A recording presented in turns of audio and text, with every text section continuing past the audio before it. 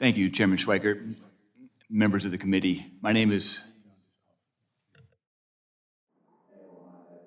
Yeah, and we'll turn it on and I'll talk to that in a few. Do we have the other? Yes, the House Resolution is on his way to check on another thing. All right, let that happen. All right, I'll see about it. As you said, I'm a research fellow at Stanford University, Hoover Institution. I'm also a visiting research fellow at the Pacific Legal Foundation. My testimony today highlights four key points. First, regulatory accumulation slows investment in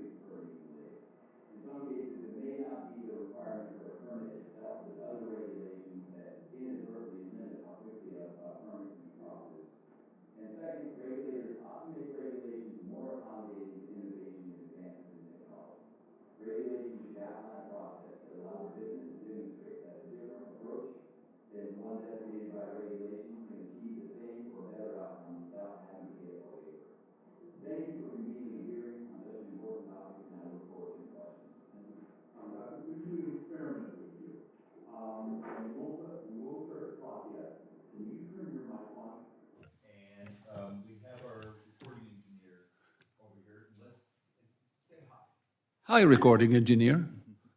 We're back? All right. You think it's fine? Okay, thank you. Thank you, Chairman and distinguished members. My name is Yossi Sheffi. I'm a professor of engineering system at MIT, director of the MIT Center for Transportation Logistics. I was asked to inform the committee on two subjects: the challenges to increase domestic manufacturing, and specifically about the required workforce skill for efficient manufacturing. The views here are mine and not MIT's. So what can be done to support reshoring of manufacturing? First of all, investing in automation, robotics, AI, machine learning, whatever. This reduced somewhat the reliance on manual labor, which we have a problem with. Most manufacturing plants cannot hire enough workers. But from supply chain point of view, it is not enough to talk about reshoring, because we have to invest in domestic resources of material and intermediate processing. Just moving the last stage of manufacturing assembly into the United States is meaningless, because we don't change the reliance on China and others. This is expensive, of course, but we have to decide if we want to depend on China and possibly relax some environmental regulations. And I like, clean air and clean water just like the next guy. I also don't like reliance on China. So it's a trade-off. We have to build this. We have to do some of it, but it seems that one side argue for green, another side argue for, we cannot get the balance here.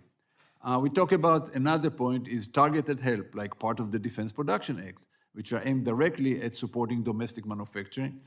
I'm sorry to say, you guys always load it with unrelated ideas and unrelated things, which is kind of, I don't know, doesn't focus on the problem. I'm not political, really not, but some of it just cannot avoid it. Of course, investing in infrastructure.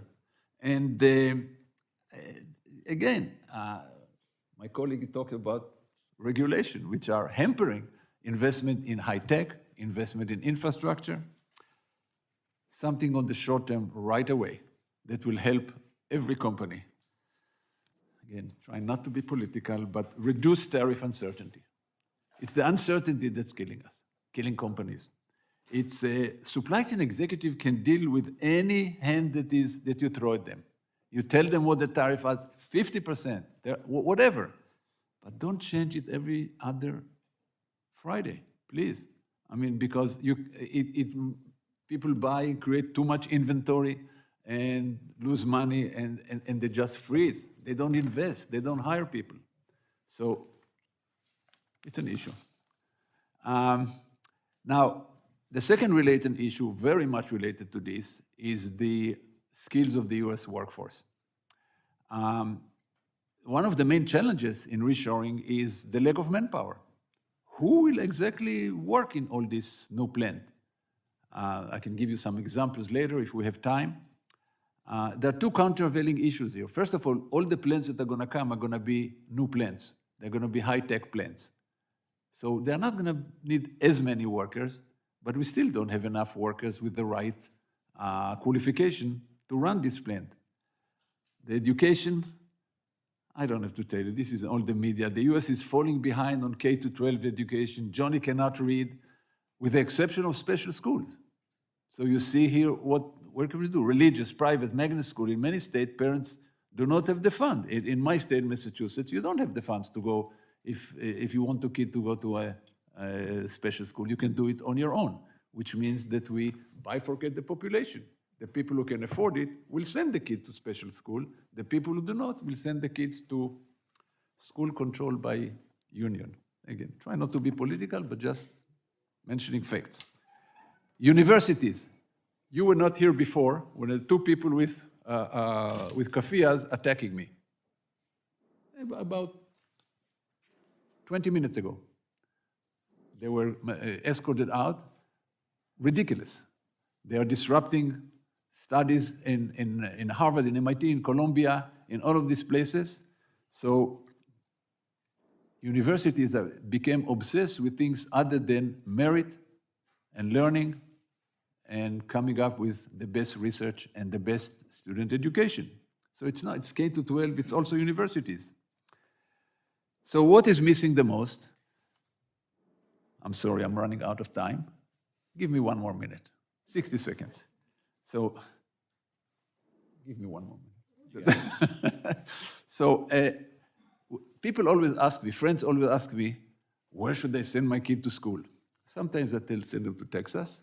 Other time I tell them, don't send them to university. Send them to trade school. Send them to people who will be plumber, electrician, operator of numerical control machineries, operator of factory robots. So high-level trade schools, better trade school is what is desperately needed. These, by the way, are the last positions that AI is going to replace. AI may replace people like us. But of course, but it's not going to replace the plumber who comes to your home to fix the stuff. By the way, my plumber drives a Rolls Royce. Just saying. It's absolutely true. Today, last point. Talking about non-political, changing immigration laws. Advanced countries are thinking about what they need. So the UK allow nurses to come in because they don't have enough nurses. Tom Friedman wrote that several years ago, a person gets a physics degree from MIT, we should staple a green card on the diploma. Because these are people that we need. So what we do, we educate them and we send them to make China a big competitor. Anyway, let me stop here. Doctor, thank you for your endorsement of my talent-based immigration bill. Dr. Rodrigue. My turn. Can you reset the clock, please?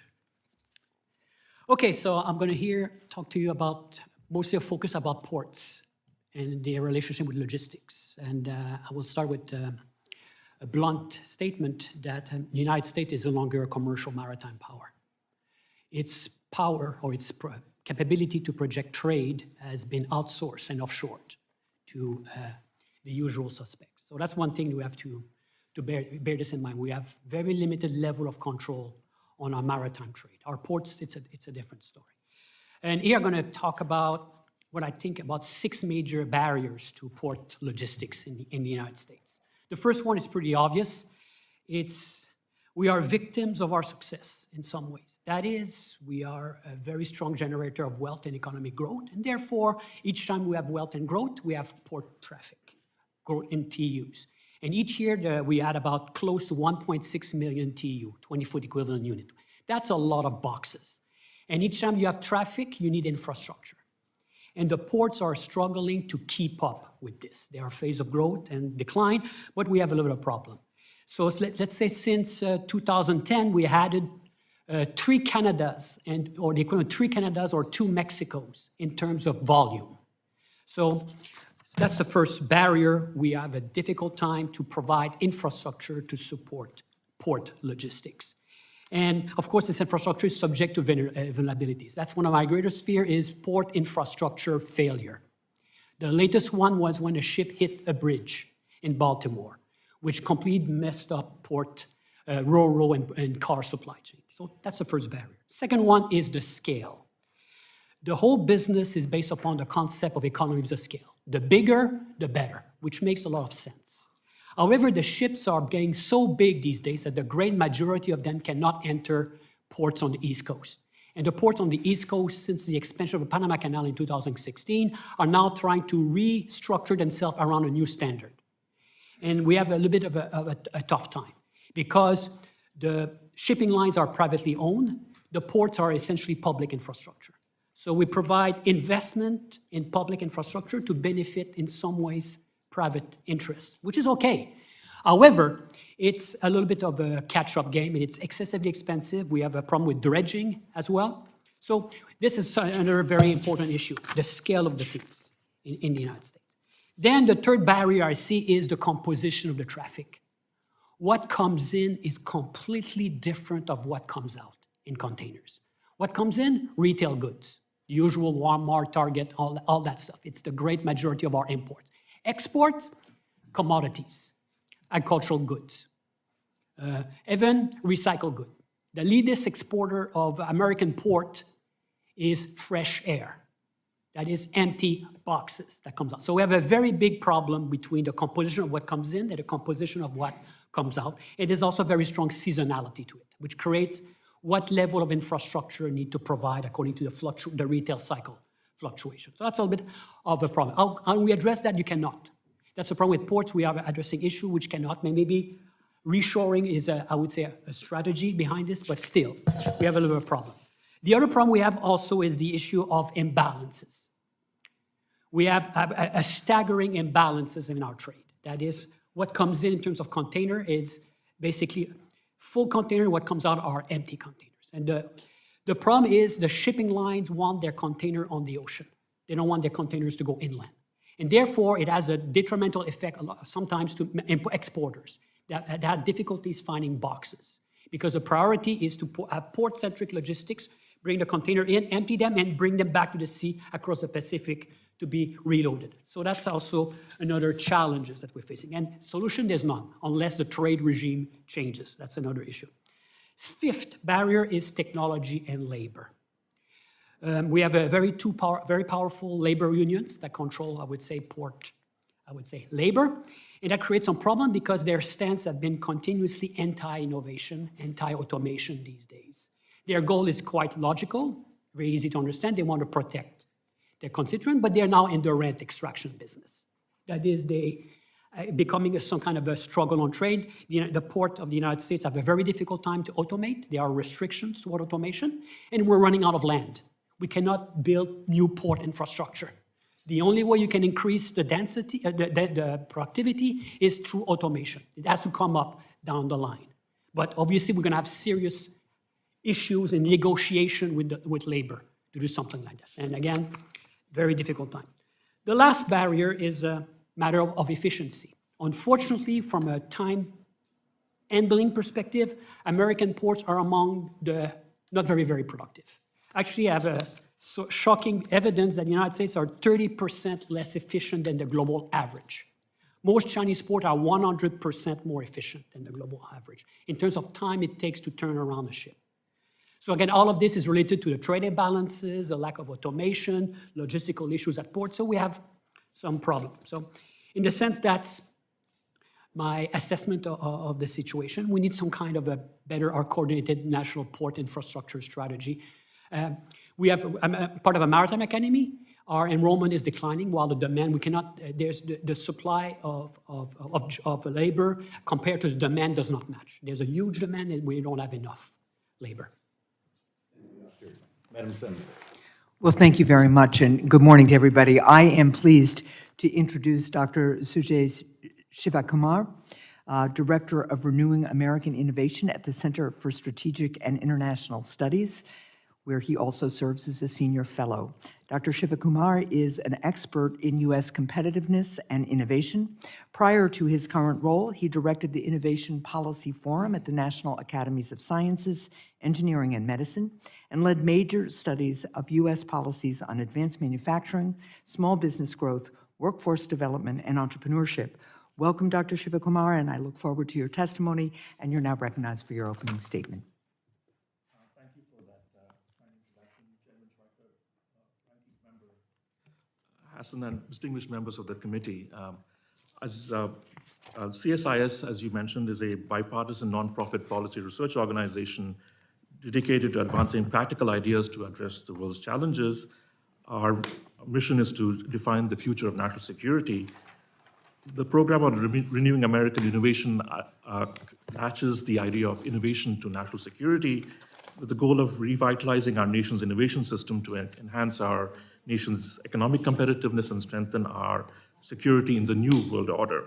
CSIS itself does not take any policy positions, so the views represented here are my own. So let me again start by thanking the committee for holding this important hearing. In my remarks, I just want to emphasize why centering manufacturing is really important for our nation's ecosystem. Our nation's innovation system for the past 7-8 decades has been focused on an R&D strategy. I've been arguing that we need to move manufacturing and the infrastructure that supports manufacturing back into the center of our strategy. So let me just highlight 3 main points in my quick remarks to you today. First, rebuilding U.S. capacity to innovate and manufacture advanced technology is critical for our economic competitiveness and our national security. Again, for decades, our economic orthodoxy prioritized short-term benefits of offshoring manufacturing. But now we find that this strategy has hollowed out our manufacturing sector, not only devastating many of our communities, but also weakening the link between research and production. So this broken transmission means that US firms are increasingly unable to convert new ideas into competitive products or rapidly scale up and develop weapons and other efforts to enhance our national security advantage. Our urgent task then is to build up and scale up the manufacturing infrastructure within our ecosystem. Recent federal legislation have begun to actually address this challenge. As you know, the Bipartisan CHIPS Act was spurred by a pandemic-era realization that our semiconductor manufacturing had become alarmingly concentrated in Asia, which posed major risks to our nation's security and economic well-being.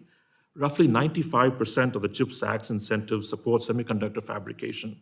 And in turn, the construction of semiconductor fabs now underway has exposed the fact that we need to regain our footing in manufacturing. We also need to rapidly and urgently upgrade our workforce, our infrastructure, and our regulatory framework. My second point is that federal, state, and local governments must partner to develop the ecosystem where innovation and manufacturing can actually reinforce each other and thrive. We need to support, as my colleague mentioned, our high-skill and technical skill and high-skill technical workforce. We're now digging out from decades of underinvestment and neglect in our vocational education programs and apprenticeship systems. For example, the lack of alignment between firm needs, community colleges, and state governments, for example, has created a fragmentation between industry needs and the available talent in our population. We also need to urgently upgrade our infrastructure. Advanced manufacturing, including semiconductors, relies on reliable, high-capacity power, water, and transportation infrastructure. The United States needs to make infrastructure investments into utilities and supply chains, and the Inflation Reduction Act and the Bipartisan Infrastructure Law are proactive instruments to support innovation and manufacturing in this regard. We also need to modernize our regulations, a point already touched in this panel. As you've already heard, permitting delays can stretch for years. We heard that NEPA can add 4 to 5 years additional time for the build-out of the fabs that are now going underway in various parts of our country. So streamlining regulatory frameworks to ensure clarity, speed, and predictability while still safeguarding environmental and community protections are really essential for building and manufacturing at scale and speed. My final point is that a tariff-only strategy that does not address the workforce development and infrastructure build-out and regulatory relief for renewing U.S. manufacturing will not be effective.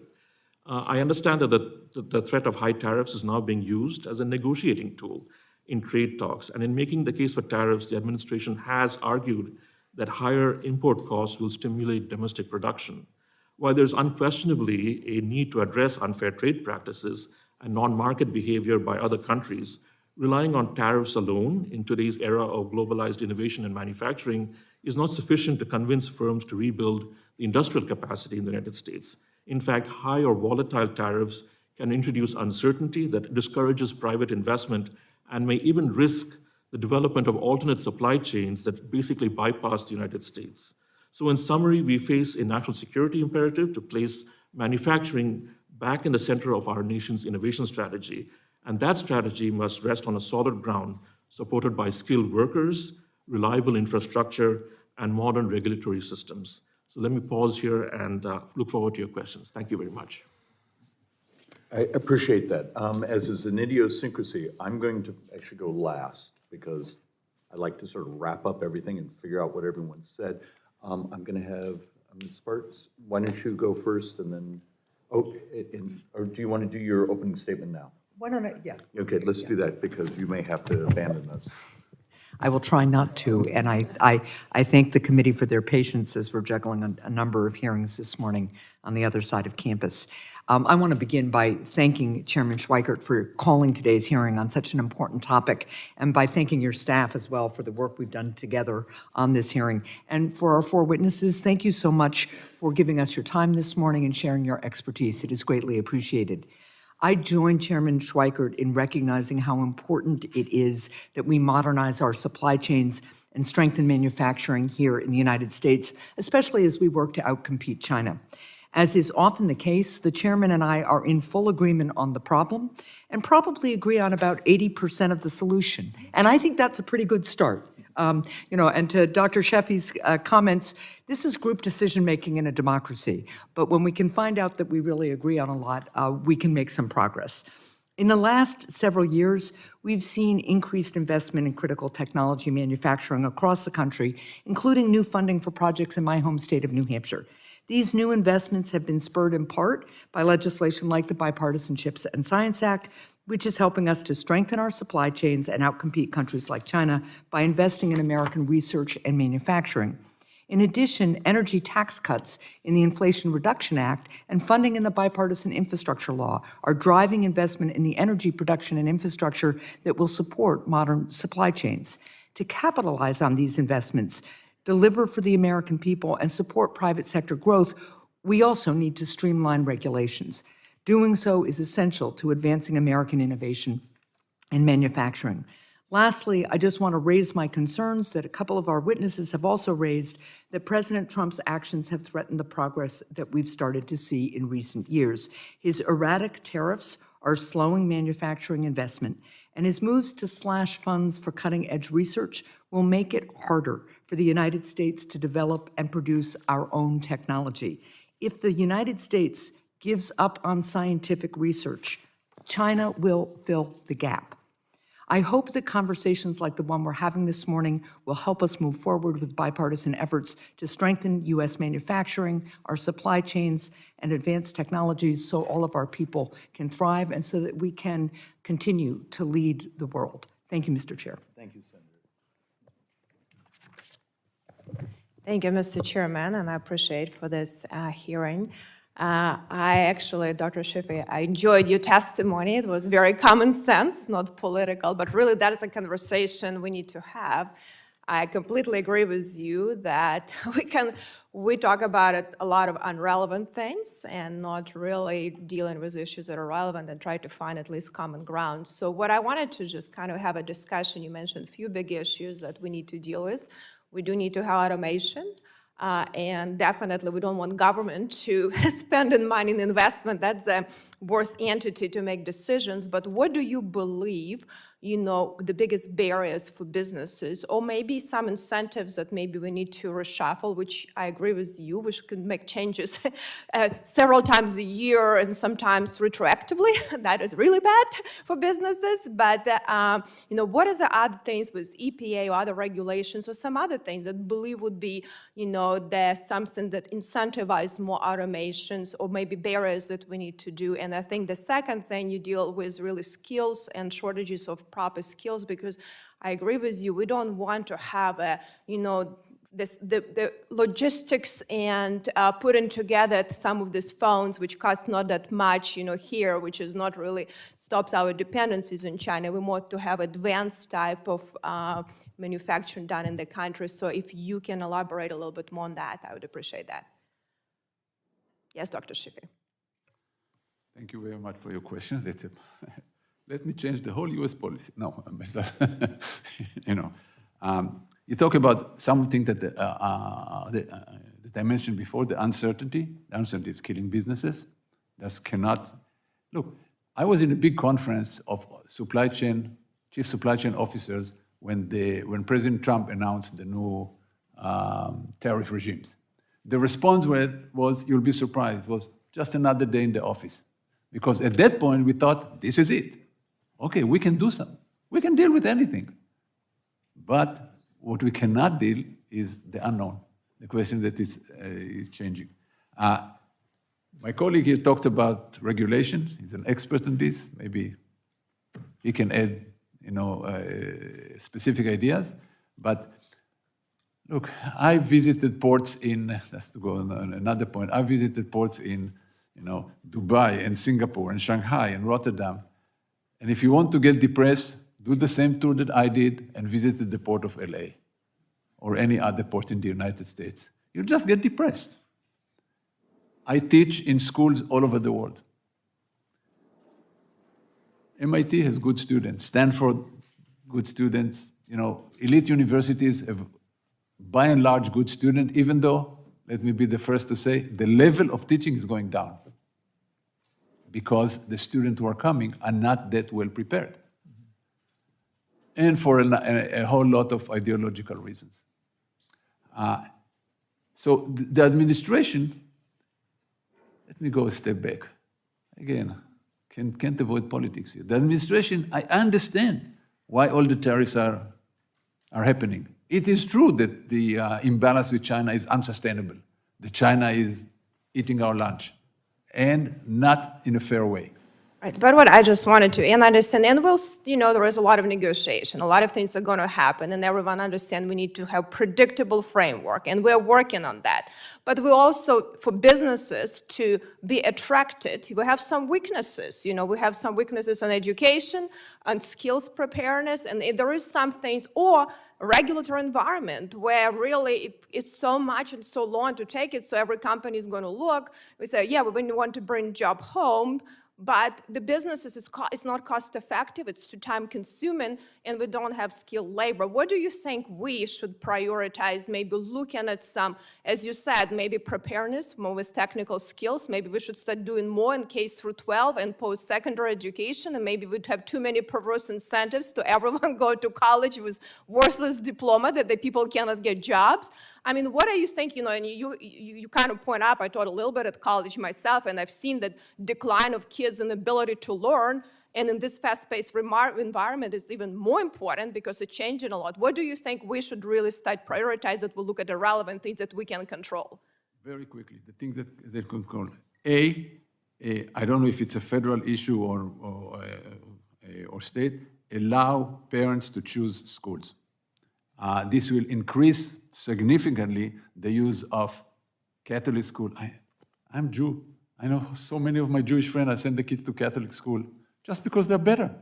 I mean, it's nothing to do with religion. Or to magnet schools and all of this. We have somehow to release the hold that the union has on schools. We have to, President Trump already started changing the university. Now, everything that he's doing has the right intention, that's the way it's being done, is not ideal. We cannot lose Harvard. I'm from MIT, and I said, Harvard has some part, but each university is not a monolithic structure. There are pockets that are outstanding and help U.S. competitiveness and help you. In MIT, we do a lot of defense work. There are pockets that should be spun off. That's the best way that I can say. So just understanding the structure of something that you are dealing with. Very much, thank you. Thank you, Doctor. Senator. But maybe you should move and sit here. You had all the answers.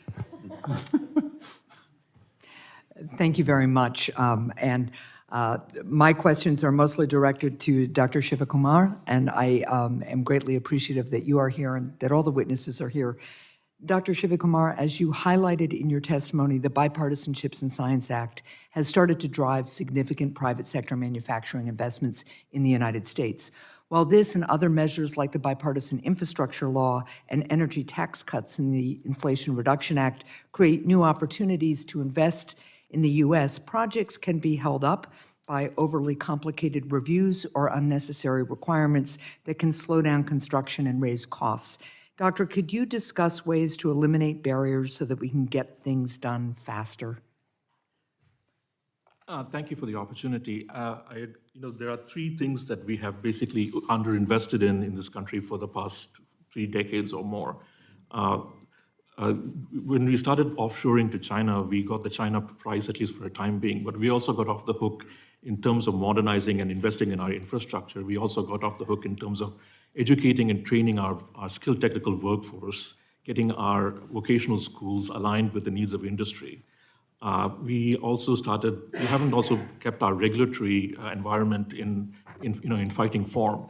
Yes, there is a need for regulation, for standards to make sure that our environment is protected, but there are ways of doing that sustain our environment and make regulation speedy and efficient.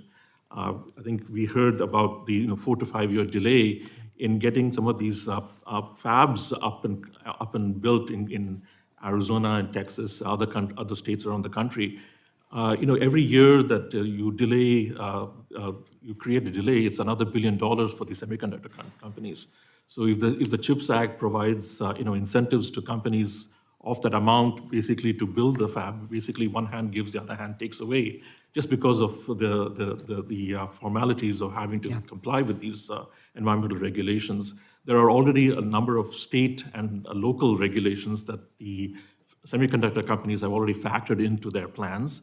Because CHIPS is a federal program, suddenly the 1970s era NEPA, NEPA came into play, and this is something that suddenly, this is a 1970s era law.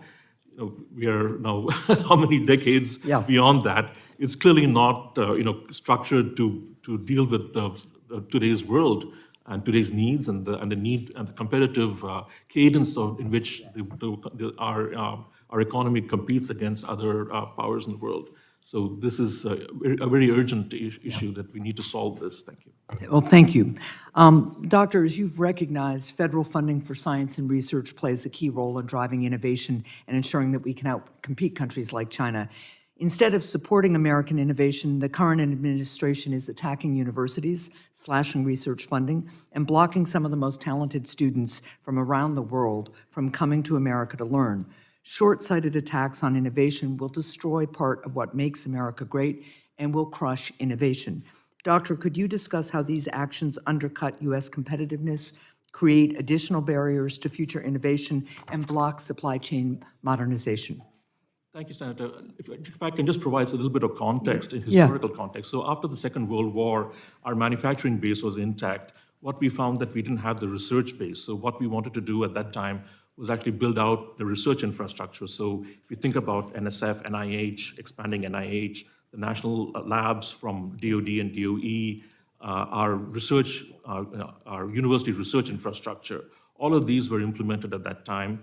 We were also very, if you think about the Manhattan Project or the subsequent, we were very proactive in bringing the best and the brightest around the world to our shores to make sure that our research engine, which was then still connected to our manufacturing engine, was in fit form. And so we have, over the past many years, have the world's leading research infrastructure in the United States. It's a huge advantage for us, both commercially as well as in terms of our national security.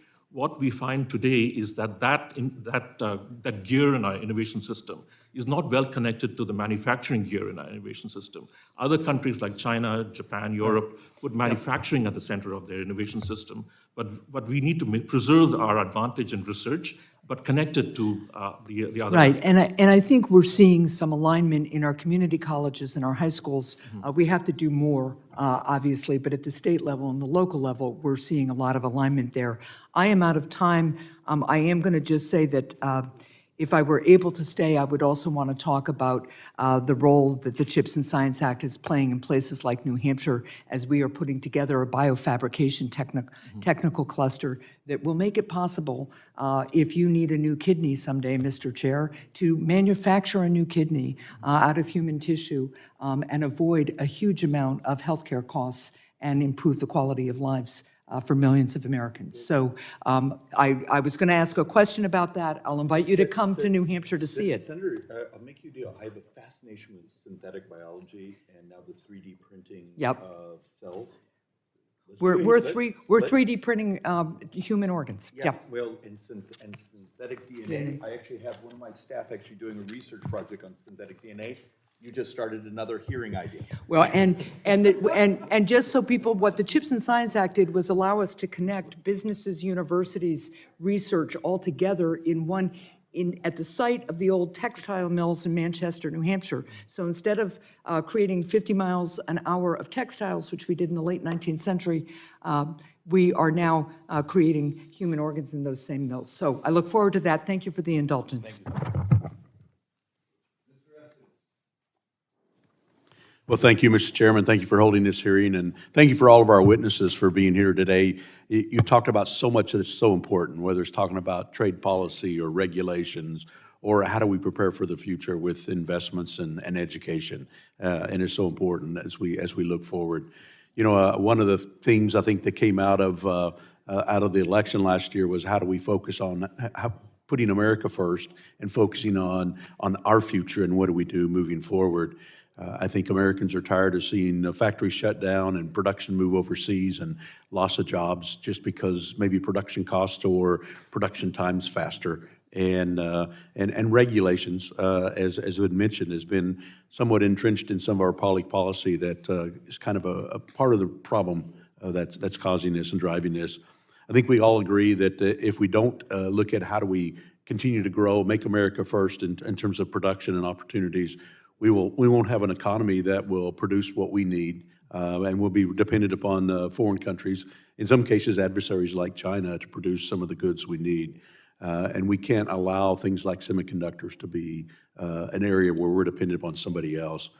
So we need to make sure that we focus on good public policy to address some of these production issues as well as technological developments in the future and make sure that we stay competitive.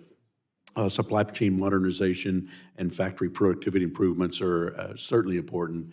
In my home district, the 4th District in Kansas, aerospace production is critical for our economy. And I've toured a lot of plants and manufacturing facilities and looking at how do we develop and produce parts, not just for today, but for the future. And some of the major companies there, Spirit and Textron and Bombardier and so many others are constantly looking to improve and produce aircraft that help power our nation and move us forward. Dr. McLaughlin, in your testimony, you touched on the importance of research and development for long-term economic growth, and providing immediate expensing for research and development costs has been one of the priorities in Congress and always has had bipartisan support. In Kansas, R&D expensing helps make new jobs and helps grow the economy. Can you tell us a little bit more about burdensome regulation and how inadequate tax policies may affect decisions as businesses make, especially related to R&D expenditures? Thank you for your question. So in the study I referenced, I looked at how regulation, the buildup of rules over time, directly affects business investments of various types, and tax policy is held constant there. So while I appreciate the nuance of what you're asking, my study didn't directly examine the interaction between regulations and tax policy. That said, like an obvious path forward for improving investment in research and development is to consider all ways in which regulation could interact with tax policy. I don't think I have empirical evidence on that right now, though. Yep. Well, you noted something pretty interesting in your comments around the roughly study showed 0.8% reduction in GDP just based on regulatory burden. And that's kind of played out with some of the studies that we've seen from our bipartisan Joint Committee on Taxation and a Congressional Budget Office that said if we get a 0.8% increase in GDP growth, we'd actually, over 10 years, collect $3 trillion more in tax revenue, which would help with our deficit. And I don't know if your study included anything talking about the deficit and how do we the benefit that we get out of good regulatory policy to help with that. I think that's a great point. The growth effect obviously will increase the tax base, and that should go into the budget conversation. And I would say the growth effect from this study is corroborated by other studies. I did a study of British Columbia as an example. They cut regulations by about 40% between 2001 and 2004. As a result, GDP growth went up by 1.2%. Again, a larger tax base. Yep. So, excellent. Thank you. Dr. Sheffi, you talked about supply chains in the workforce and new technologies. I mean, how can we use new technologies in the United States, like AI, to help promote more domestic manufacturing? Well, first of all, using AI is a general term, but using AI. I was trying to see if you can read lips, that's all. Thank you. Obviously you can't. So, what were we talking about? Talking about using technology to help make more, use AI, promote domestic. Use AI technology. First of all, AI allow you to look at much more data, I mean, significantly enough, and analyze more data. So you know more. Your decisions are based on facts, first of all. Second, most companies work in silos. There's the sales, the procurement. they hardly talk to each other in most companies, and it's not even Congress, it's just in companies. So the idea that information flows seamlessly across a company immediately make them more efficient because, again, they know more data. Then there is the ability, most decisions have to do with the future. You have to forecast what is likely to be. With machine learning and generative AI, we can forecast better. Now, when I say forecast better, you have to realize it's not 100% better, but it's enough better to make a real difference because then your decisions, you're aiming like Gretzky said, you want to skate to where the puck is going to be. So here is you want to make decisions towards what the world is going to look like in the future, in 3 years, in 5 years, in 10 years. Using modern AI allow you to forecast better, to take a lot, because the large data set, you can take a lot more factors into account and forecast better. So this is just the tip of the iceberg. Great. Thank you very much. I'm out of time. I yield back, Chairman. Thank you, Mr. Chairman Schweikert, Vice Chairman Hassan, for doing this. Thanks all. I found all of your testimonies fascinating, and I greatly appreciate it. Because Dr. Sheffi and Dr. Shivakumar both mentioned tariffs, I serve on Ways and Means Committee along with Mr. Schweikert, Mr. Estes, and am consumed by concern over what the tariffs are doing to uncertainty in our economy. Just this morning, I learned that our imports fell $66 billion in April, the largest drop in American history. I just discovered an hour ago that the retail hiring was the lowest in April it had been in 25 years, and that our net average tariff rate today is the highest it's been since 1938. And if the 50% steel tariffs go through, it's going to jump up to the highest since 1903, which is before all of us were born. But let me move quickly, because in different ways you've all talked about regulation. Every Democrat I know is reading Derek Thompson, Ezra Klein's new book on abundance. So Dr. Shivakumar, you specifically said, that we need modernizing the regulatory framework. So Barack Obama appointed Dr. Cass Sunstein to go through all the regulations and eliminate X thousands of them. Every governor I know always promises in his inauguration speech he's going to set aside somebody to review all these regulations, but we still get all this accumulation. So how do we modernize the regulatory framework in a systematic, constructive way, other than DOGE? Okay, so. Well, we have an expert on regulation, so I will leave it to him to perhaps give you some more details. But we have, basically regulation, a framework for regulation, which is designed to keep our economy, which assumes that our economy is in a steady state. Today, our economy is in a very dynamic environment.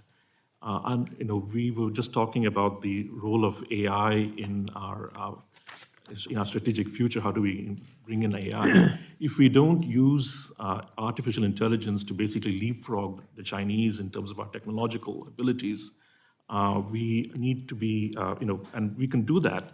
There are, for example, we have what's called self-driving labs. These are robots that are connected with AI capabilities that do and speed up a lot of the lab research that goes on in pharmaceuticals and other areas. We need to be, and by the way, the US invests 1/10 of what Canada invests in this technology. So this is another topic that we should perhaps get into. We need to be thinking more dynamically about how do we, rather than trying to create regulations that around a static object, we need to be thinking dynamically. How do we then, take the existing assets that we have, look at the world strategically, where are the Chinese, where are we, what do we need to do to leapfrog them technologically and make that bound? You set up my next question really nicely. I want to thank Dr. McLaughlin for the idea of using AI to look at all the, although and I'm a huge AI fan, but I do worry about it, that may be based on faith too. Basically on the, don't trust the citations, among other things. But Dr. Shivakumar, one of the challenges I have with my Republican friends is most House Republicans did not vote for CHIPS and Science, which is really, we understand, is our first major commitment to industrial policy in America in the last 70 years. And yet China, who's now grown to be larger than we are and is beating us in so many different ways in terms of manufacture, is based on industrial policy. how do you respond to my Republican friends' critiques that government shouldn't be picking winners when we clearly never had a semiconductor industry, et cetera? So I appreciate the question. Well, we have, again, looking internationally and strategically, we have the situation where US firms are working on the basis of a market-based approach. They create innovations, they sell them, we get some profits. Part of that is then plowed back into the innovation process. And that's how our system makes sure that it's at the lead. The Chinese don't have a market system. Their high-tech technology companies benefit from the deep pockets of the state. So they're able to innovate at a much higher rate. And they're able to then put those products into the market, cutting into the bottom line of US firms, and then reducing their ability to use those profits then to continue to compete. So it's fine to talk about the market if China was also working on market principles, but we are now in a strategic situation where a market-based economy is competing with a non-market-based economy, and where that non-market-based economy is using innovation and technology as a way to dominate, technology, the world, national security markets around the world.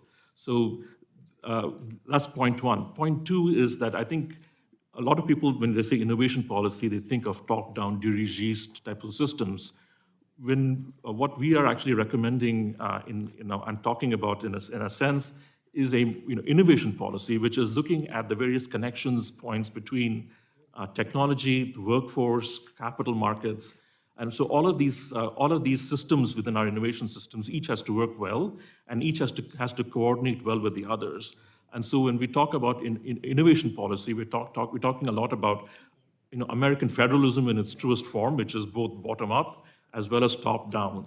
The federal government can provide scale, it can provide focus, but especially in issues like workforce development, this is very much a state and local issue. Can firms work with state governments to get the community colleges to address their workforce needs, for example? Thank you very much. I yield back, sir. Thanks, Maggie. Thank you so much, Mr. Chairman, and thank you all for being with us today. The logistics issue and supply chain issue is something that on the Senate side and at Senate Commerce Committee, we have paid a good bit of attention to because it is essential. If we have the goal, which we do, of repatriating and bringing back a lot of manufacturing in this nation, a consistent and ready supply chain is going to be necessary. And one of the things in Tennessee that I represent is very important to us is logistics. It's an entire sector of our state's economy. And we look at Memphis as being the real anchor in this. Memphis, Tennessee has all 5 Class 1 railroads. We have an enormous intermodal because we have the port on the Mississippi River, and we also have FedEx. In addition to this, and because of this infrastructure that is there on the river and at the airport and in the rail yard, we have an enormous trucking industry that is thriving. So we do look at it as air and river and rails and roads and the importance of that for our supply chain. Dr. Sheffi, I do want to come to you on this since part of your expertise is in logistics, and talk about the importance of establishing these intermodal hubs like we have done in Memphis. Thank you very much. Let me suggest a book written by a young, good-looking professor called Logistic Clusters. I wrote it about 6-7 years ago. You can find it on Amazon, just saying. It's exactly this. It talks about, it also helped Ms. Hassan's idea of putting, because it's correct for almost any industry. When you put together, people think it's counterintuitive. Why would you put competing companies together next to each other? Well, look at the success of Silicon Valley. Look at the success of Hollywood. Look at the success of Wall Street. These are companies of the same ilk right next to each other because there's a flow of knowledge in coffee shop, in chance meeting between people that elevates the entire cluster. The same thing, and I spent a lot of time in Memphis. Fred Smith is a personal friend. And so Memphis is looming large in my book because it's a classic example of a very successful logistic cluster. And you say it has all modes of transportation, but it's not only this. Because it's such a good cluster, manufacturing has moved in. Because if you want to, today, if you want to fix your laptop, you can send it, you think it's Asus or Lenovo, you call them and you say, my laptop is not working. You say, put it in a FedEx envelope, send it to us. You're actually talking to another company, a third party that fixes the stuff. You send it at Monday night, and Wednesday at 10:30 in the morning, you get it fixed on your desk because the company moved in. Medtronics, if you need a spine surgery, the doctor needs a few tools, but he doesn't know which ones until he opens you up. Not a good thought, but it's the truth. So they call Medtronics. Medtronics sent a kit. Yeah, well, let me jump in here. I love the fact that you're talking about our industries there. Dr. Rodriguez, I wanted to see if you had anything you wanted to add on the importance of these intermodal hubs as we look at expansion. And Senator Cantwell and I have legislation, the Promoting Resilient Supply Chains Act, over on the Senate side, which would try to foster some of this. So I'd like to get you to weigh in on this. Okay, perfect. Thank you. Indeed, to segue on, I would say, the authority on this issue, the concept of co-location and accessibility provided by transportation is a very important factor. It creates multiplying effects, and it creates, as we mentioned, these clusters. And once these clusters are created, what we found out is they cannot be easily dismantled. It takes a lot of time, and that's segueing into what China has done. China has created a massive amount of manufacturing and logistic clusters in all segments of manufacturing. In the shoemaking authority. Yeah, my time has expired, but I appreciate that and note that we are doing that without a government overriding impact. We are doing it via the private sector without an industrial policy. Thank you very much. It's been a fascinating hearing. I want to try to come in with as much humility as a member of Congress is capable of mustering. I'm getting flashbacks to my first boss when I got to grad school, who came into my office one day and said, I need you to do some work to prove my pre-existing theories. And with that in mind, I have a pre-existing theory, and Dr. Shivakumar, let me share with you the theory and just see if you share it. I was 20 years in the energy industry before I came to Congress, both as a manufacturer and as a utility operator, did a lot of work with manufacturers. We were taking over their operations. And over that 20 years, both for our company and for the companies we served, you had the globalization trends, the financialization of our economy trends, everybody learning just-in-time manufacturing, the rise of shareholder capitalism. Everybody skinnied up their inventories because the financial markets were saying you can't have that much working capital anymore.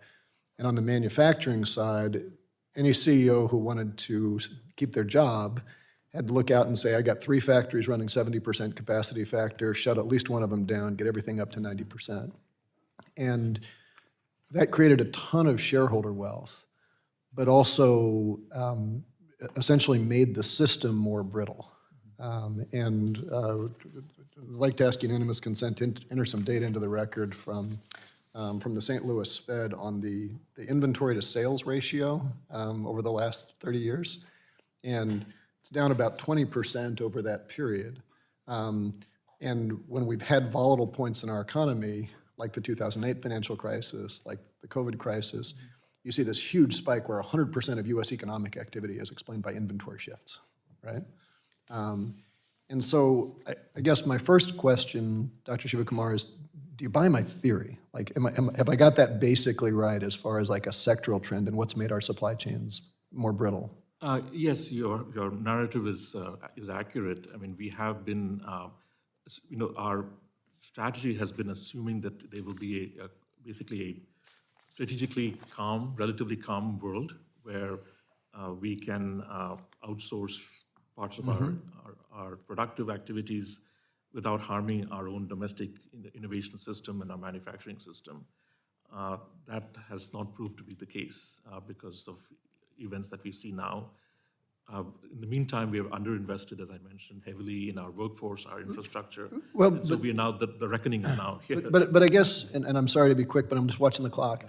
If we agree that those sort of broader trends have created a set of supply chains that is more exposed to exogenous volatility, then the follow-up question is there anything currently going on in private markets that's going to fix that absent government intervention? Because like I have a hard time seeing banks all of a sudden saying, I'm going to give you more generous working capital terms, or shareholders saying, sit on a dividend for a while because I'd like you to have some spare capacity. Well, there are some aspects of it that are clearly a collective aspect, and those should need to be addressed at the federal level or the state level. There are also some of these activities that need to be involve firms and the private sector as well. So in terms of the public infrastructure, highways, ports, and so forth, these are very large public resources that and these have traditionally been the purview of the federal government and so forth because for the scale and the public goods that they provide. There are other issues regarding, for example, skilled worker training, where there has to be much more involvement on the part of the private sector. But I think that's the tail of the dog, because to some degree, like if you're not building the factories, you don't need the workers, right? So I guess with the time left, the question I've got is, if our economy is more exposed to that volatility, then either we're going to put that risk on consumers, or we're going to have, in the form of higher inflation, in the form of supply shocks, what have you, or government has to step in to play that role. And so what I'm curious is, number one, these are global trends. Are there other countries that have managed that better that we could learn from? And then number two, we spent a lot of time, not just in the CHIPS Act, but in the Inflation Reduction Act and the IIJA, around thinking about, because building electric transmission is also an investment in supply chain robustness. Is there data to suggest that we did a good job of building those assets that the private sector was not going to get, or what could we have done better? And how do we think about making sure that if the government has to play a role, how do we make sure that we're building the stuff that the private sector isn't going to do, given the dynamics right now? And which of our peers are doing a good job of that? Yeah, so there is, let's just take, for example, the building of these fabs. When you're trying to build a fab, suddenly these semiconductor companies realize that they need large quantities of extremely high quality power. So where is that going to come from, for example? So we don't have the infrastructure in place now. It's a great opportunity to basically modernize our grid using new technologies, new resilience, new capacities. If we are trying to become leaders in new artificial intelligence technologies, we need the power to then house and create the warehouses of data, so to speak. So a lot of this we have to play catch up in a lot of these technologies. I'm over time, but I would just close by noting that as a guy who built about 80 power plants, we do a really bad job of building existing technologies. The problem isn't the lack of technology that'll meet those needs. It's how do we go out and debottleneck the process. Thank you. Yield back. Thank you very much, Mr. Chair, and thanks for holding this hearing. I'm somewhat obsessed with supply chains, and there you go.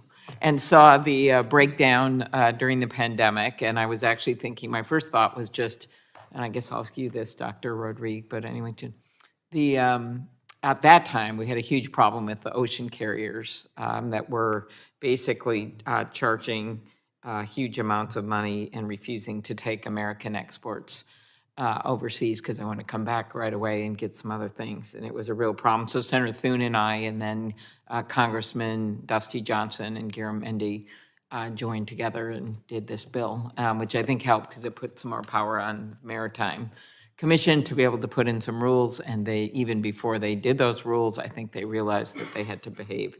And I just wondered, what is the role of intermodal transportation here, in addition to all the bigger things we've been talking about? Yeah, thank you. Yes, this event, you could say, I call it the Great Entanglement. That is where everything got clogged at the same time. And actually, what we found out afterwards, in hindsight, is the very high shipping rates were reflecting the lack of velocity. Things were not moving, and people could not find, I would say, slots in container ship at any price because there was not such, because things got blocked because of the surge in demand, which was an outcome, I would say, of providing liquidity into the system, a lot of inciting people to, and it created a surge at the shipping line they don't anticipate because everybody was betting the other way, that things were going down, and then suddenly things caught up and people got caught up by surprise.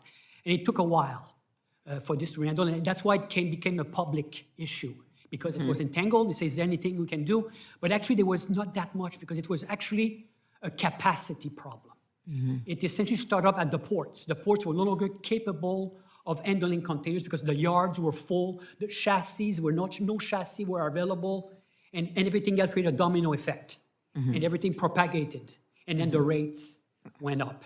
Yeah, dramatically. it was just such a disaster that we don't want to repeat again. And there were in some my repair- opinion, unlikely. Yeah. Okay, so coming out of that, we now look at, so things got better on the shipping front and things were going, and now we have these tariffs, which I'm very opposed to. I don't mind targeted tariffs here and there, but I just was in Canada with the new Prime Minister, as we hope we can negotiate those with the administration. Senator Kramer and I and others were there, so it's a bipartisan trip. Dr. Shivakumar, could you just go over again just the risks that these higher input costs pose to business investment? That's what I'm very worried about. I'm worried about like the immediate, yes, small businesses are roadkill because they can't, they're unable to have any kind of reserves that helps them if the prices go up way up. But I'm worried about the investment decisions that are going to hurt us going forward. So small businesses are, especially small businesses, thrive on a certain level of continuity in terms of the economy, as well as they're also very sensitive to the prices. So the high tariffs affect the prices of inputs, and volatility creates uncertainty, which makes increases business risk. And so in that environment, it just makes it that much harder for our private sector to thrive. It also affects our high technology industry. If you look at the aluminum tariffs, which have recently moved from 25 to 50%, they're very negatively impacting many of our semiconductor, the companies that make the tools that make the semiconductors. And so, their costs are rising. In today's world, there are competing manufacturers of these tools, and so we need to be mindful of our high technology advantage as well, vis-a-vis the impacts of volatile tariffs. Very good. And could you also comment, was it you that said we haven't kept our regulatory environment in fighting form? Was that you? Or was it you? It was you, right? Earlier in your testimony? I just thought that was a nice euphemism for the problem. Just what do you think would have the biggest impact in terms of doing something quicker? Whether it's energy projects, whether it's housing projects, whether it's many things to make our country more competitive. So again, if you look at the fabs that we're now constructing, the regulations from NEPA and so forth are adding 4 to 5 years to the clearance process. And so, if you think about Moore's law, which is sort of, clicking along every 2 years, 4 years, you're already 2 cycles past, and you're creating a fab, waiting for the regulatory, pegs to fall into the circles, and you're already, technology has basically bypassed you, and you have to regulation has to be at the speed of technology. And so that is really something that we need to be aware of. It's no longer a steady state economy or an economy that's technologically moving at a very predictable rate. You know, if you think about again, Moore's law, the efficiencies that we gained, say, from the mid-60s when we first invented, practical semiconductors to today, that doubles in 2 years, and that doubles in 2 years. So for a while, we were moving on, this part of the curve. We've moved past the point of inflection, and we're now on the asymptote. So if we don't catch up, if we don't innovate and manufacture and be productive at that in that context, other countries, if we fall behind, it's very difficult to make up the distance. It's a train that has already accelerated, gone off the train station. We will not be able to catch up. We will become a follower of technology, not a leader of technology. So getting our regulatory systems in fighting form for the new technology-based innovation competition that we have is absolutely imperative. Okay, thank you very much. Thank you, Chair Schweikert. I really appreciate you convening today's hearing on this very important topic. And obviously, as has been stated, the COVID-19 pandemic provided a clear wake-up call to us all on how reliant our nation is on imported goods, particularly from China, and also how vulnerable our nation's supply chain is to a sudden shock. So I have the privilege of representing the 47th Congressional District in California, home to cities like Irvine and Newport Beach, Huntington Beach. Vibrant economy, very dependent on a lot of trade, but also just down the coast from the busiest port in America, the Port of Long Beach. And during the COVID-19 pandemic, we saw a backlog of container ships, which of course impacted the ability of Americans to get vital goods quickly and affordably.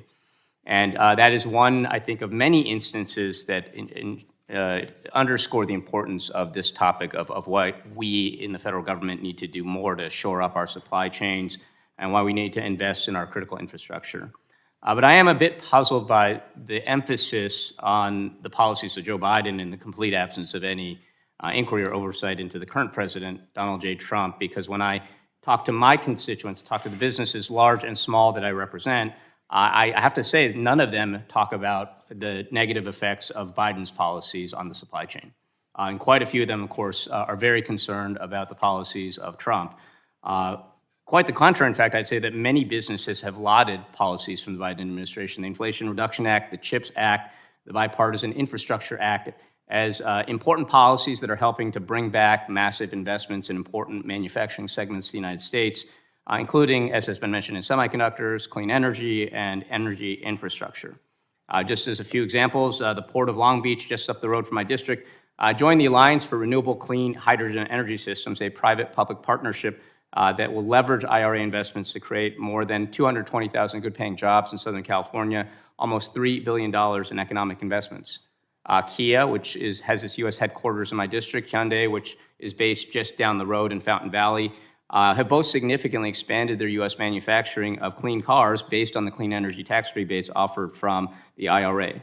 Hanwha Q-Cells, also based in my district, opened 2 new massive solar manufacturing plants in Georgia based entirely on those same tax credits. We're talking about thousands and thousands of good-paying jobs, billions of dollars in economic impact in critical economic areas.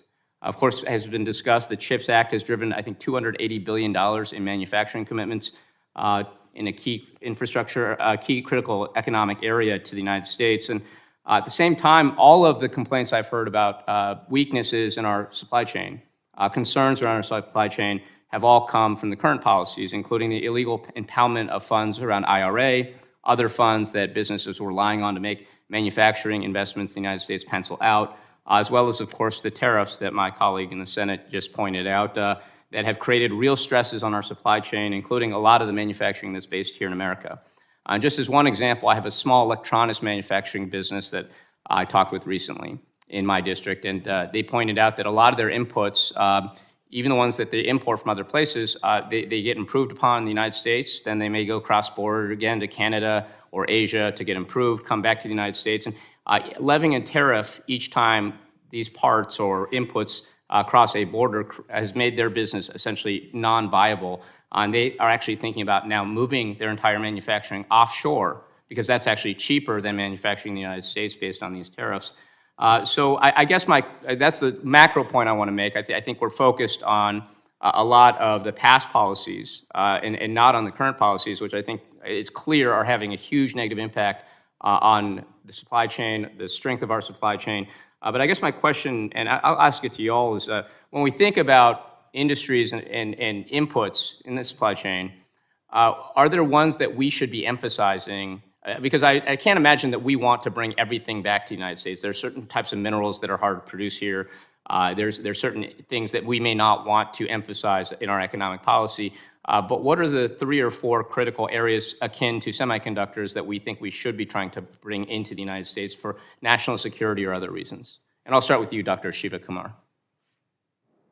I think the point that you made about the impacts of high tariffs and the fact that the way in which manufacturing is structured in the world is through networks of activity. So very often there are subcomponents which are produced in country A, moved to country B for further assembly.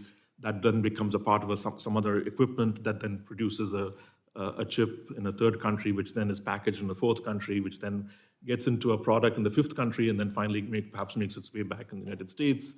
When you create these tariffs, often these products are moving in and out of the United States. Every time you are creating extra costs in the production process, what will ultimately happen is if the tariffs are too high or too volatile, this network will sort of start building itself around the United States. So what we are really concerned about is, unless we have manufacturing front and center as our strategic objective. And I apologize, I'm out of time, but are there we're going to lose out. A few areas, any of you guys, a few areas that you would recommend that we consider in thinking about strategically what we want to bring back to the United States?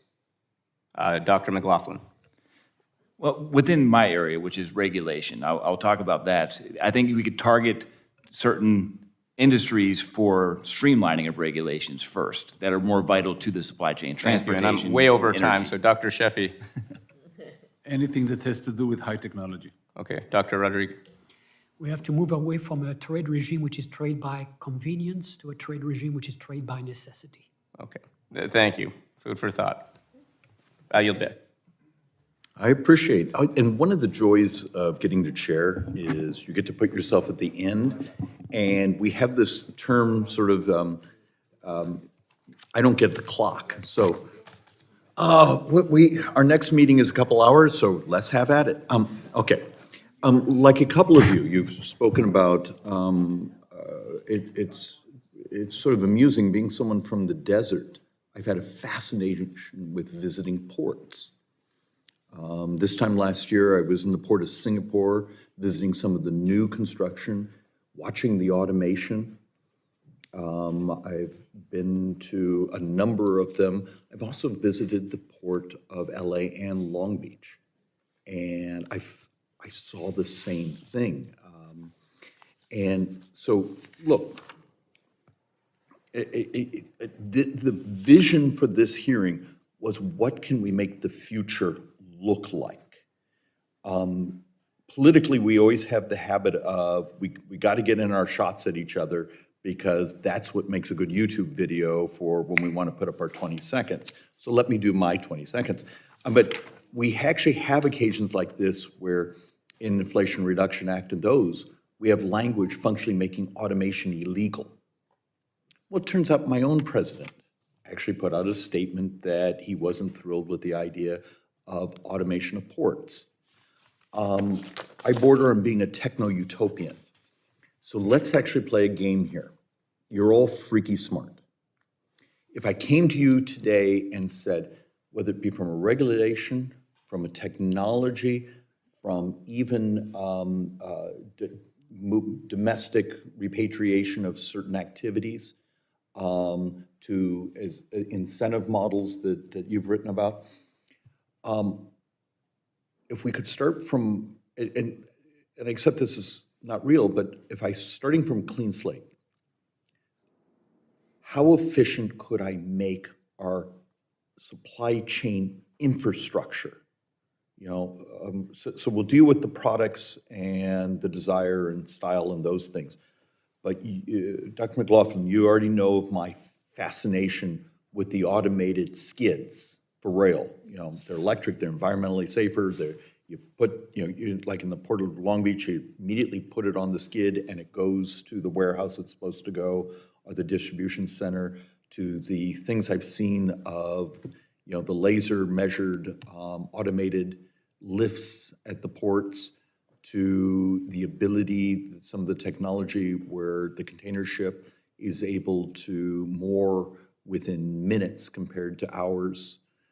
Dr. McLaughlin, if I came to you right now and said, you get to be a techno-utopian and design a new port that everything from the rail to the rules to the regs to the automation, give me your vision.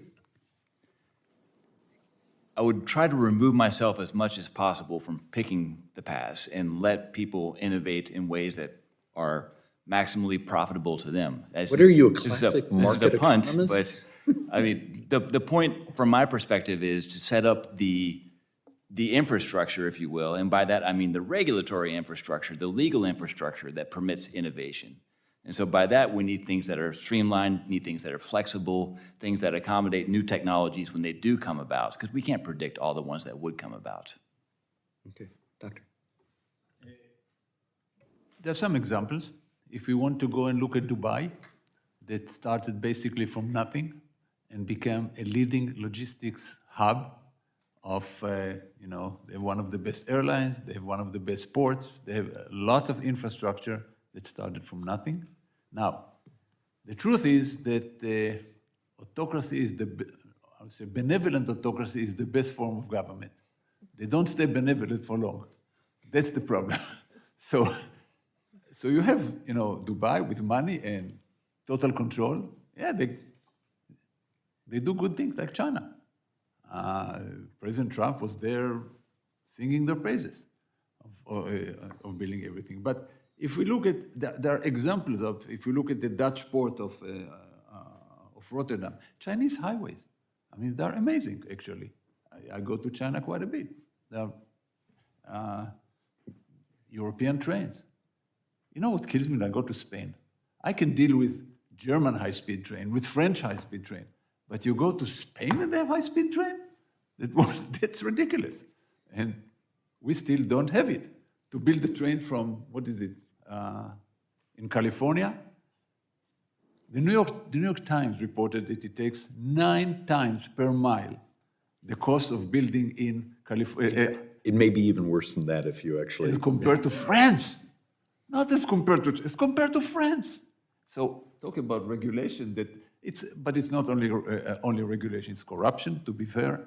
There's a lot of things that are into it that we must clean out in order to get European level port, European level trains, Chinese level highways, Dutch level ports. All of these things should be cleaned. Okay, thank you. My utopia is most of the container terminals in the world are operated, somewhat controlled, leased by terminal operators. They are very large conglomerates, the HPH, Port of Singapore Authority. Mm-hmm. And they know their business. They know how to make things very, very efficient. And the problem is, like anybody else, they don't like uncertainty. And right now we are in a phase of readjustment of the trade regime, which creates uncertainty. We are in a disruption phase of the resilience curve, you could say. And it's going to reach a new equilibrium. But my point is, there are already corporations, which are many of them are branches of shipping lines, that are experts at making supply chain efficient. But when their strategy or their investment hit the road and they encountered the regulatory system, the delay in investment, I saw quite a few port projects in North America being canceled because of regulation. And I say, here goes 1 million TEU, here goes 2 million TEU, because we cannot build infrastructure. It's when we don't have the capability to operate it, but we don't have the capability and create an investment framework which is stable enough for that capital which is already there, that expertise, that technology which is already there. There are companies, they are now having drone-making companies that are part of a port terminal operator. They're implementing this technology. They all have these strategies. But it's very difficult to implement them in the United States, as you mentioned before, because automation is becoming illegal in some ways. We are becoming the Luddites of this world in some ways. Again, it's an overstatement, of course, but there's a little bit of truth. You may have just won an award. I think you're the first one this year in the congressional record to say Luddite. Doctor. Thank you. Since my colleagues have been talking about physical supply chain infrastructure, let me talk maybe just also a little bit about the workforce supply infrastructure.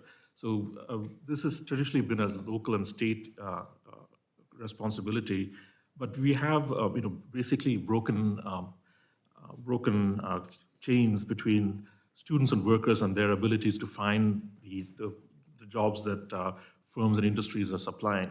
So, but there is and firms similarly are having difficulty finding the characteristics and the talents and skills that they need for their operations. What we have the technology available to actually circle this square.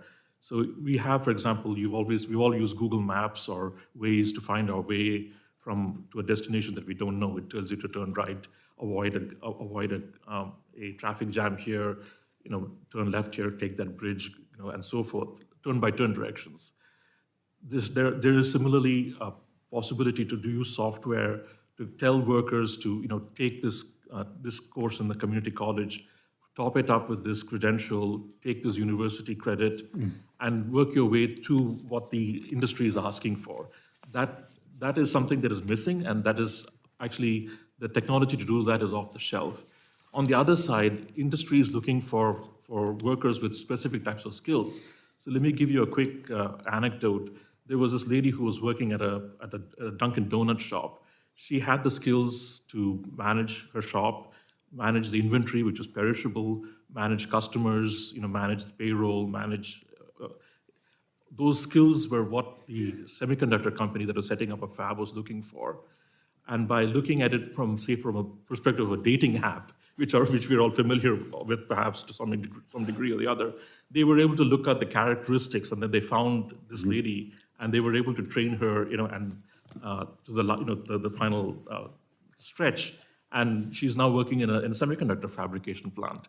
Doctor, in some ways, you're making the argument for time for a revolution in accreditation.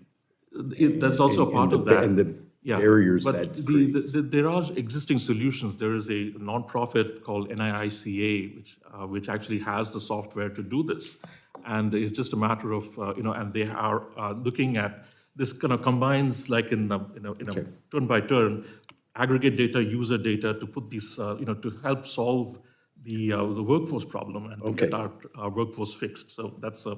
So you have human input, you have regulation, you have technology adoption, you have, what is world trade.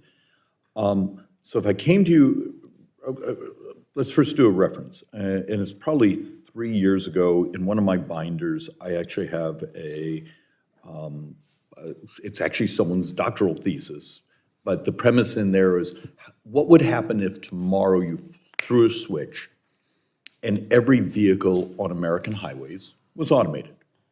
So Waymo of the truck, Waymo this, and they were trying to calculate its additive effect to GDP, and it was remarkable.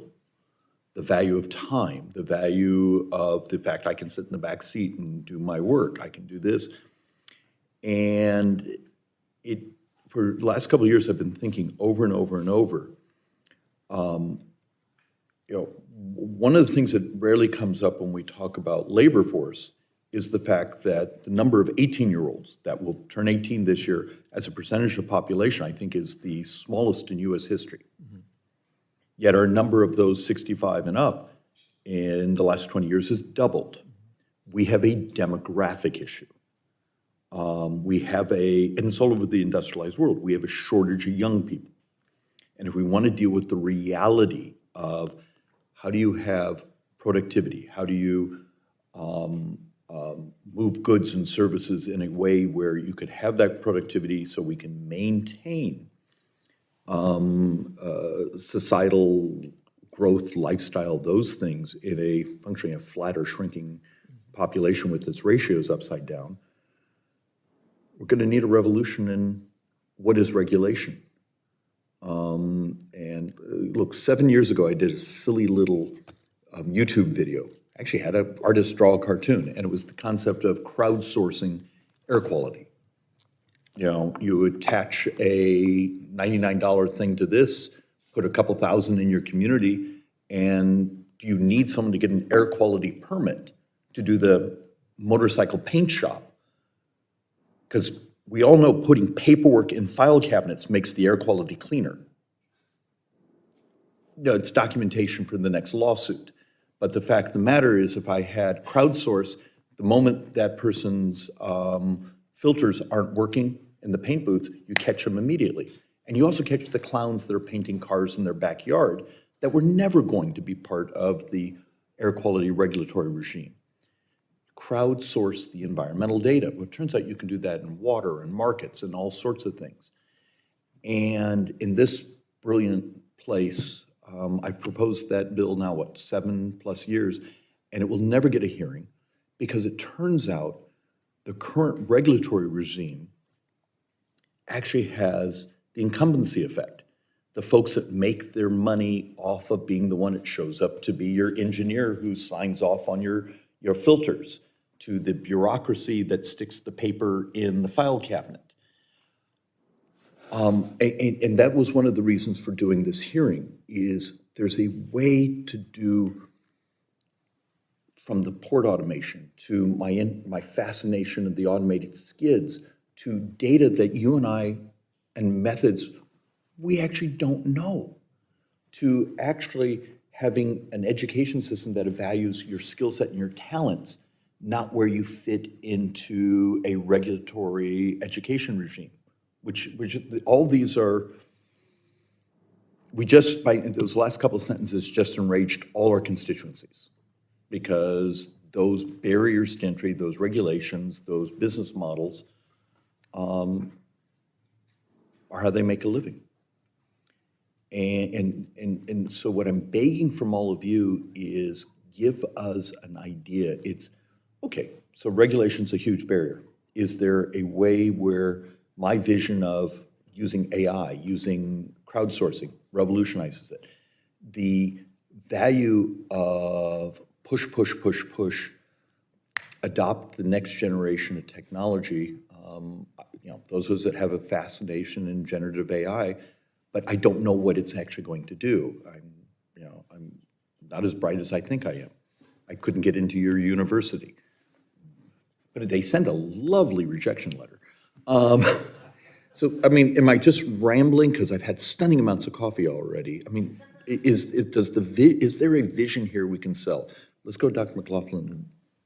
Yeah, I think one of the problems you touched on is the existing regulatory system and how slow it can be. Right? I'm sure that many regulators inside the EPA, for example, would love to crowdsource some monitoring of air quality. But the path going from here to there, where regulation allows that, is too fraught with obstacles and takes too long. So your vision of using, say, AI and crowdsourcing, those would be tremendous upgrades to accommodate new technology. Right now, what we have to do to accommodate new technology is often use soft law, have agencies issue guidance on how regulations might look if you were to invent an autonomous car, for example. But if instead we were able to update regulations more quickly using AI, for example, or crowdsourcing, we wouldn't run into this problem nearly as often, this problem being called the pacing problem. Technology outpaces regulations. So I think we can upgrade the pace, but it does require Congress to do this. The procedure is defined by Congress, the Administrative Procedure Act. Okay. And Doctor, remember, our word of the day is Luddite.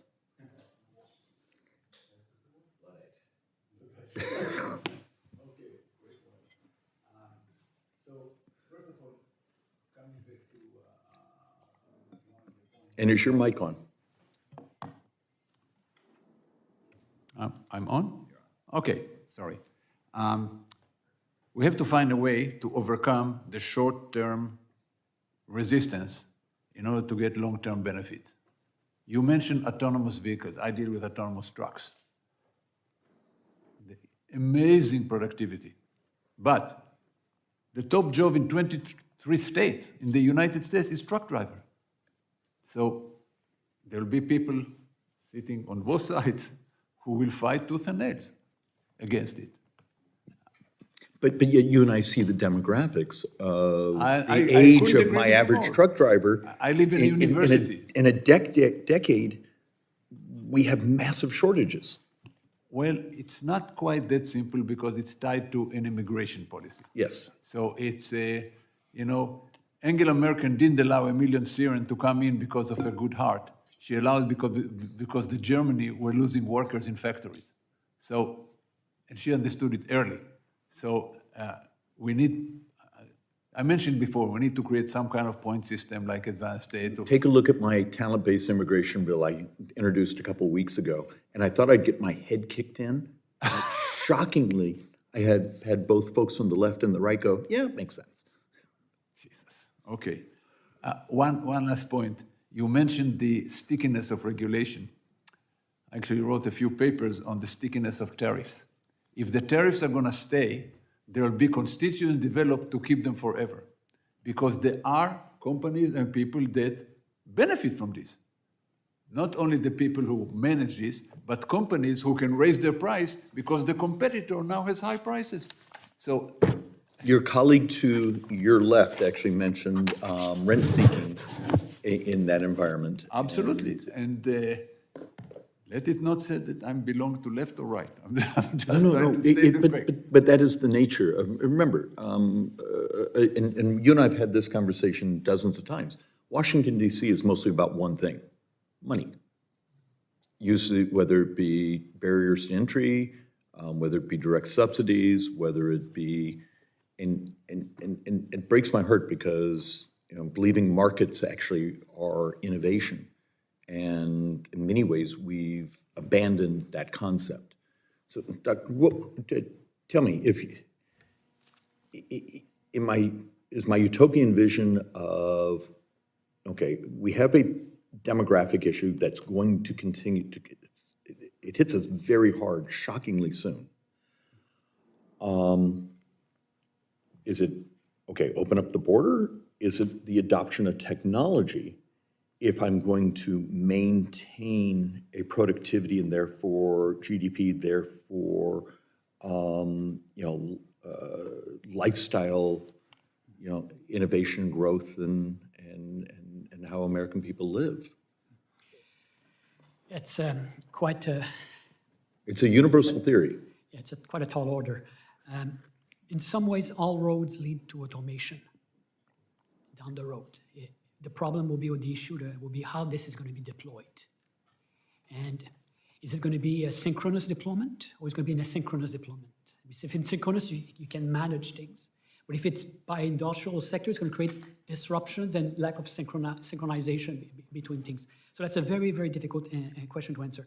But on the other hand, I've looked at international trade for quite a long time, and it is imbalanced. In my opinion, it is unsustainable.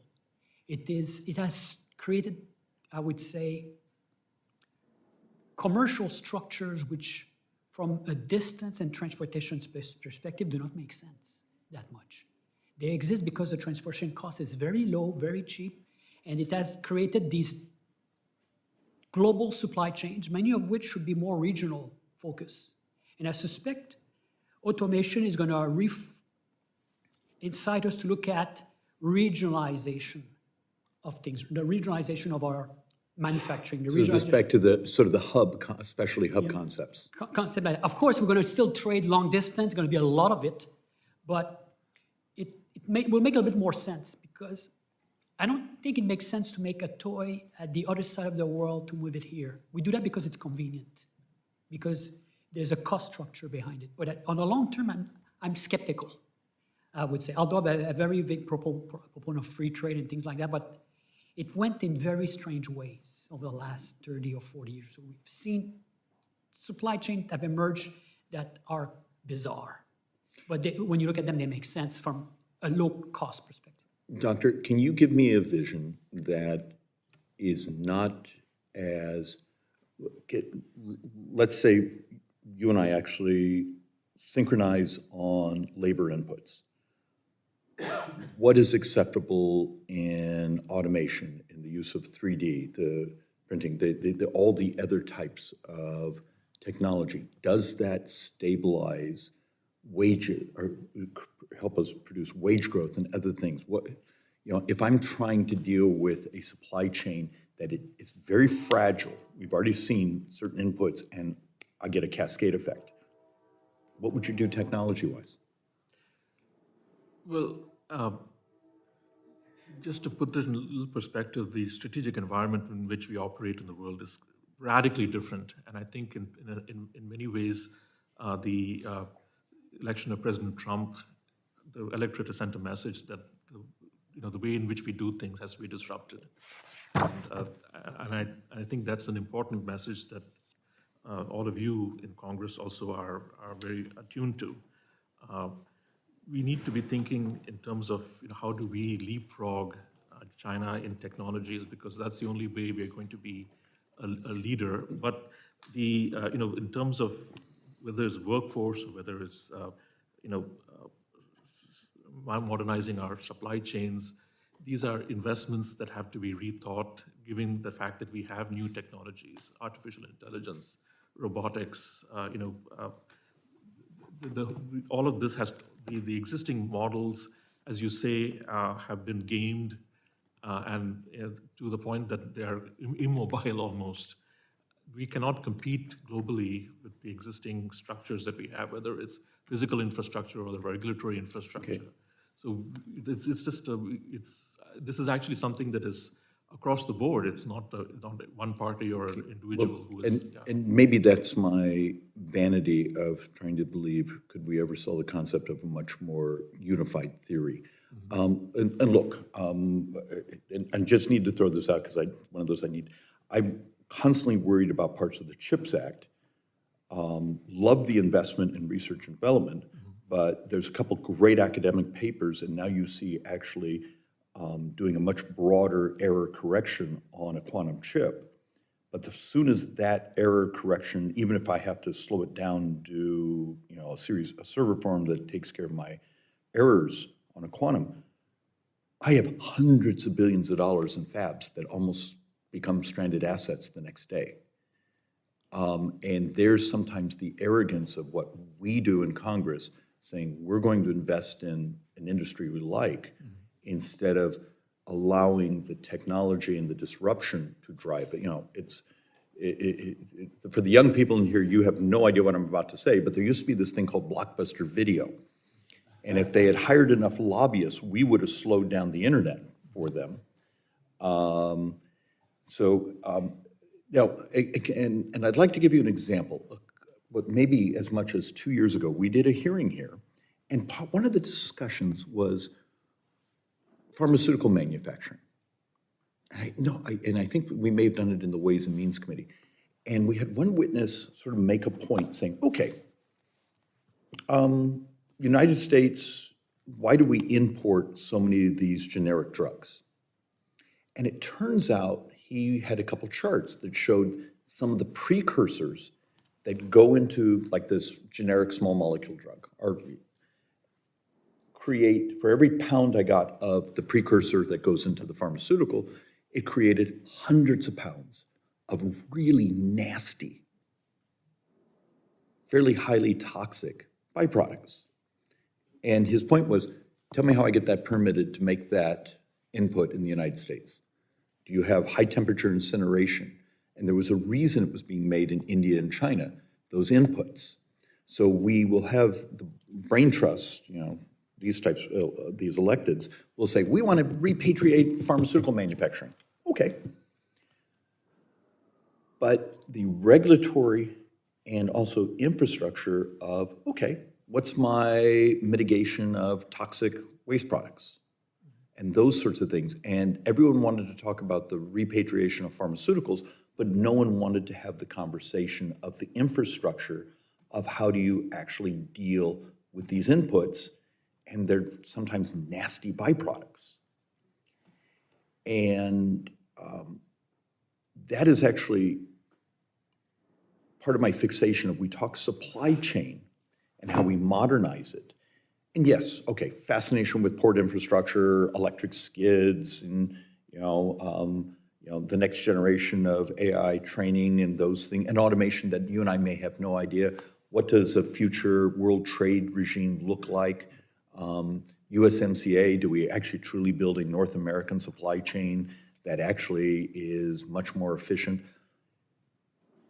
And our barriers are, we have, the Joint Economics staff was kind enough to build this, provide me sheet after sheet of regulatory barriers. So we do Inflation Reduction Act, and then we add dozens of rules that make it so, okay, we have businesses willing to take the checks, but the innovation we just crushed by our own reg sets. Please help us. Help us come up with ideas where our arrogance of thinking we can design what the future economy looks like. I worry that the populism needs planned economy, industrial policy, and over we can show you what we move resources to within a decade, it's a stranded investment. Help us plan for the future in the reality of what our demographics are. And it's a very different vision, but I see supply chain making it much less fragile, much more robust, and much more innovative is an absolute necessity if we're going to actually start to maintain any type of reasonable type of GDP growth. Any last comments as before I throw the gavel and go heat up my coffee? Thank you. This was one of the most interesting and actually learned panels I've ever had in my time in the Joint Economic Committee. I appreciate all of you. Thank you all. And with that, we're done. For any of you, if you have documents or other things you'd like us to put into the record,